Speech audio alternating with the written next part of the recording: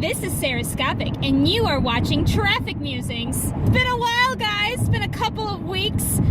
If you guys pay any attention to my channel, you know I didn't stop uploading. I just didn't continue doing Traffic Musings because I wasn't in traffic, which was actually a really, really good thing because, man, I hate driving.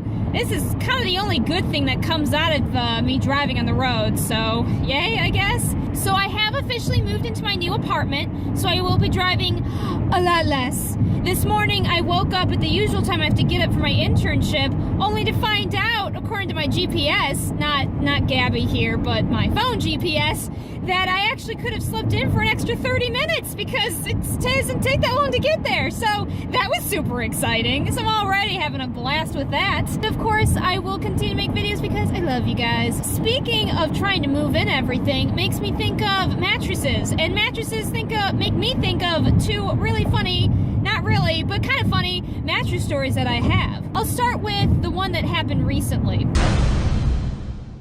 I was moving in. Thank you, Gabby. Right on schedule! Yay! Shut up. As you know, I was moving in, so I needed a new mattress. And my parents had gone through IKEA and found a pretty decently priced mattresses. News alert, mattresses are really expensive and it's dumb. Anyway, I needed a new mattress and we found a decent one that wasn't too expensive through IKEA. And of course, they were gonna ship it and they do it through a separate shipping company. This is custom with those kinds of things. And we were gonna have it shipped to the apartment. Okay, cool. The shipping company at first said that the scheduled arrival between 9 a.m. to 9 p.m. Well, that doesn't help us at all. But thankfully, they then told us later, like the night before at 8 o'clock at night, that the shipping would come between 3 to 6 p.m. Okay, much more manageable. We got in. This is my mom, my dad, my boyfriend, and I. We get in right like at 2:45, right on schedule. We're in the apartment. We're setting things up. We're right next to the door. We can hear people coming in, and we also even tested the alarm just to make sure that worked. All clear. We shouldn't be able to miss this package. So as we're sitting there, we're getting everything set up, and 3 turns to 4, 4 turns to 5. Oh, Gabby. I'm going in a new direction, so I am not familiar with Gabby's nuances as far as her directions go. So give me 1 second, please. Yep, I heard you. Oh my gosh, really? I had no idea. What do I do? Tell me what I do. I don't know what to do. Oh, you told me. Okay, we're good. So we're sitting up there. 3 turns to 4, 4 turns to 5, 5 turns to 6, and but actually 5:55. My mom is freaking out. She thinks we missed the package somehow and that they turned around. My father thinks something is just very wrong with the delivery people, and I'm just annoyed because we've been sitting there for about 2 hours, and I want to make sure I got my boyfriend to a shop before it closed. So I'm stressing out. We're all stressing out. And eventually, my father is about to call IKEA because the number for the delivery people, there was something wrong with it, and so he just called IKEA to try to get a direct transfer. And as he was calling them, I got a call from the delivery person. Well, actually, it was an automated message that said, your package will be arriving between 5 and 30 minutes. Because that's very clear and very direct. So anyway, we're thinking at this point, okay, well, hopefully it's within 5 minutes because it's almost 6 o'clock and they said it would be between 3 and 6 and they're not keeping to their schedule. So we're a little annoyed. But my mom was concerned because my dog had been left inside all day, and so she said, why don't you and my boyfriend go home and let the dog out and do what you have to do? Because she knew we wanted to get to the shop before it closed. Okay, fine. Well, the problem is that my phone had been roaming the entire time because I didn't get on the internet in my apartment yet. They had turned off the internet for vacation. So I hadn't gotten on the internet yet. So my phone was roaming and losing a lot of battery really fast. So in the ride home, my phone had died and I didn't realize it. As a result, my mom frantically calls my boyfriend while we're still in the car because, again, it could take an hour and a half to get back home, depending on the traffic, usually an hour, and just saying, you know, it's after 7, they still haven't come, did we get a call? Well, my phone died, so I didn't know. So as soon as I got home, I put my phone in and I charged it, and I picked it up and I looked at it, and someone had called me at 6:40. Oh, great. I should mention, by the way, that my phone number wasn't the only number they had on file. They also had my father's phone number on file, but for some reason decided not to call him. Don't ask me why. So I called the truck driver back right away, and he explains that he delivered the package. And my father told me later that he received an email saying that someone as me signed for the package. I asked but I'm talking to the truck driver, and he said, oh, well, there was a little girl at the door who said her parents weren't home, but I needed to get that package signed, so I left it on the front porch. What? He was getting really wishy-washy with what was going on, and I was getting confused because I was trying to give him the benefit of the doubt.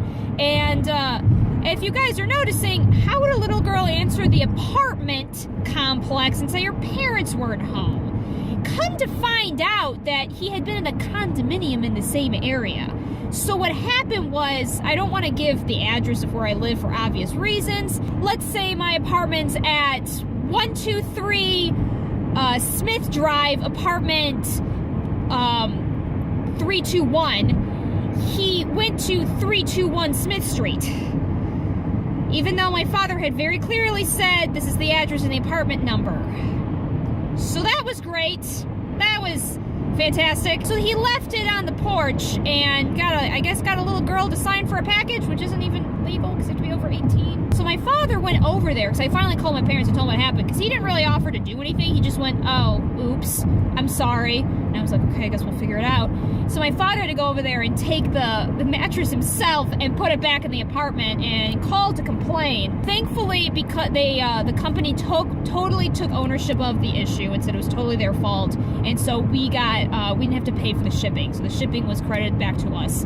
So that was at least a good, happy in that story.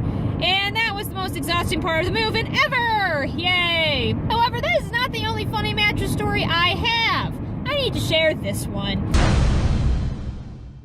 So I lived in Philadelphia for a semester abroad. This is when I was an undergrad, and I was doing there's a special program that you could do where you basically lived in Philadelphia with other students from smaller liberal arts colleges. You got an internship, you did like a couple classes a week and all that kind of stuff. So you had to find some people to live together with. And so I found a group of some 3 people that we seemed to get along with pretty well. And we found a pretty cool apartment, a really good location for not bad of a price. And so we decided to live there. It was 4 of us, and there are only 3 bedrooms though. And so me and the other guy decided to live in the same room. So my roommate and I, however, did not bring any kind of mattress because we decided we would just, get a mattress there, while the other 2 people had said they had gotten blow-up mattresses. Come to find out, we didn't realize how expensive mattresses were. I had no idea. I thought mattresses were a lot cheaper than they actually are, and so when we tried to buy a mattress, we discovered, wow, we have not enough money for this, and we're only here for like 4 months, so what's the point? We're trying to find other possibilities, almost going to a blow-up mattress, until we finally found this really weird company. There was no website for this company. The only reason we knew it existed was because it had a Facebook page, and an advertisement for some kind of mattress warehouse. Somehow this guy they're shrink wrapped, they're new mattresses, but he sells them for like dirt cheap. And when I say dirt cheap, I'm talking, I got a box spring, a mattress, and a metal frame for less than $200, and it was a twin size bed. I'm not joking. We looked this up, and my roommate and I think, well, okay, this seems to be decent. He's getting really high, this has really good reviews, better reviews than like Sleepy Mattresses, which is like an official company.